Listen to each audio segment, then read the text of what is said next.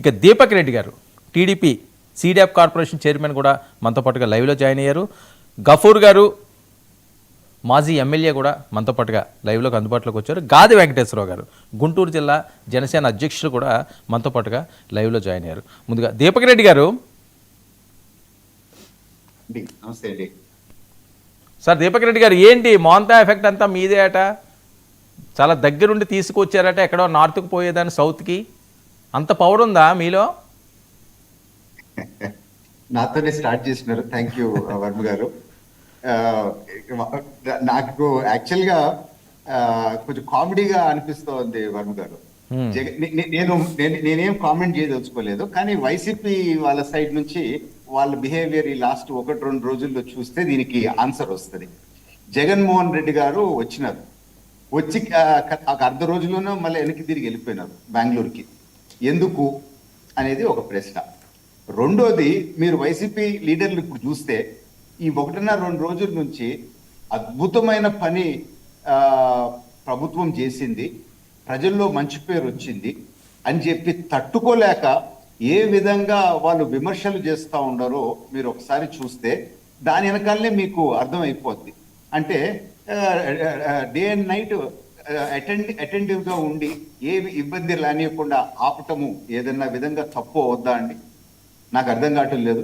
అదే గతంలో సైక్లోన్ ఎఫెక్ట్లో ఒకసారి జగన్మోహన్ రెడ్డి గారు వస్తే కనీసం పాను కూడా పోలేదు. ఎందుకు పోలేదు అని చెప్పి అప్పుడు అపోజిషన్ గా మేము ప్రశ్నిస్తే, నేను పోతే అక్కడ వర్క్ డిస్టర్బ్ అవుద్దని చెప్పి పోలేదు అని దానికి ఆన్సర్ ఇచ్చినారు.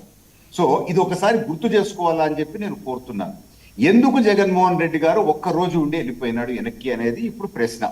అంటే ఇప్పుడు సోషల్ మీడియాలో చూస్తున్నాం, ఎక్కడ శవం ఉంటే ఆడికి వెళ్ళిపోతాడు జగన్మోహన్ రెడ్డి గారు, లేకపోతే ఆయన బయటికి రాడు అని చెప్పి. సో ఈ ఇంత పెద్ద తుఫాను వస్తుందని చెప్పి హెచ్చరిక ఉంది గనక అనేక మంది చనిపోతారు, నేను తిరగొచ్చు అని చెప్పి ఉద్దేశంతో వచ్చినారు. అట ఎవరు చనిపోనియకుండా ప్రభుత్వము అద్భుతంగా చేసింది, ఇంకా తట్టుకోలేక ఇమ్మీడియట్గా వెళ్ళిపోయాడు, ఇంకా నాకేం పని ఇక్కడ ఈ రాష్ట్రంలో అని చెప్పి.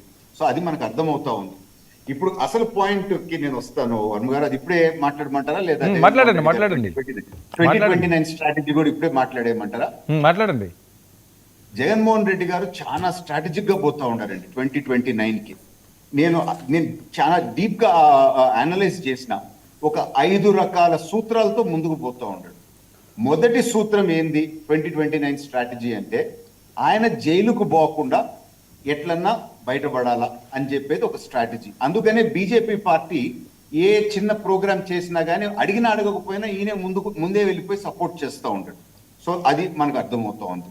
రెండోది, వెంటిలేటర్ పైన ఉండే పార్టీ, మొన్న ప్రజలు కొట్టిన దెబ్బకి కోమాలో ఉన్న పార్టీని చనిపోకుండా ఎట్ట కాపాడుకోవాలా అనేది రెండో స్ట్రాటజీ.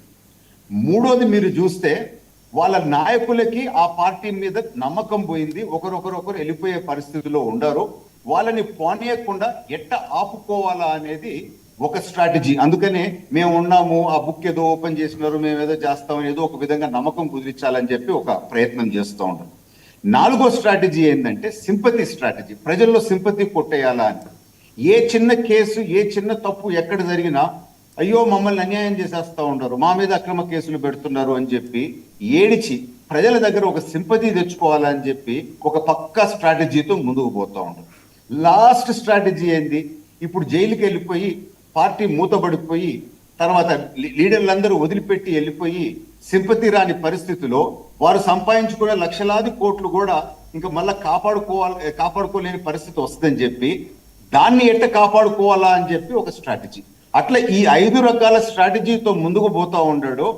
గతంలో మీరు చూస్తే ఒక ఛాన్స్ ఇవ్వండి అని గెలవాలని చెప్పి ఫైట్ చేస్తాడు ఆయన స్ట్రాటజీ.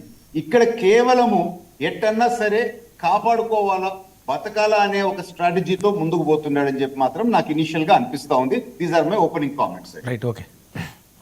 చంద్రశేఖర్ గారు సార్, ఇదేండి ఆయన కామెంట్స్. జగన్మోహన్ రెడ్డి గారికి 5 స్ట్రాటజీలు ఉన్నాయట, 5 స్ట్రాటజీలు చెప్పారు. ఏంటి ఒక్క పోట్లోనే వెళ్ళిపోయారట ఇంత పెద్ద